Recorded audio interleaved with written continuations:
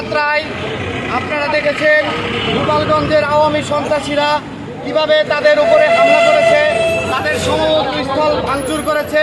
মসজিদের মাইকে তারা ঘোষণা দিয়ে দেশীয় অস্ত্রশস্ত্র নিয়ে তাদের উপরে বর্বরোচিত হামলা করেছে। সেই হামলার প্রতিবাদে মানিকগঞ্জের ছাত্র সমাজ আজকে তাৎক্ষণিকভাবে ঢাকার ইটা মহাসড়ক অবরুদ্ধ করে জানান দিয়েছে যে তারা বিপ্লবীদের পাশে আছে। এনসিপি রাজনৈতিকভাবে তারা নতুন, তাদের ভুল ত্রুটি থাকতে পারে, তাদের রাজনৈতিক শক্তিমত্তা নিয়ে প্রশ্ন থাকতে পারে, কিন্তু তাদের সাহস নিয়ে আমাদের কোনো প্রশ্ন নেই।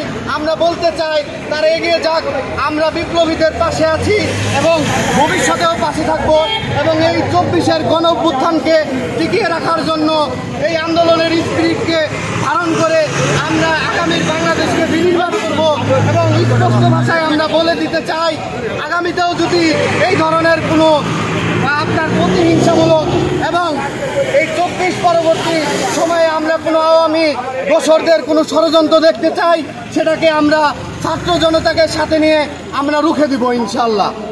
যারা রয়েছে তাদেরকে সঠিকভাবে তাদের দায়িত্ব পালন করার জন্য আমরা বলে দিচ্ছি, কিন্তু ছাত্র ভাইদের যদি কোনো আঘাত হয় তাহলে আমরা আর কোনো কিছু দেখবো না।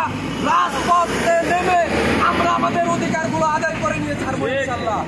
আর আওয়ামী লীগদেরকে আমরা দৃষ্টি আকর্ষণ করে বলছি, তোমরা পলিয়ে থাকো, কিন্তু তোমরা যদি দেশে অস্থিতিশীল পরিবেশ সৃষ্টি করো তাহলে তোমাদের ঘর এবং তোমাদের বাড়িতে আগুনের দাও দাও করে চলতে বাধ্য থাকবে। ছাত্র জনতা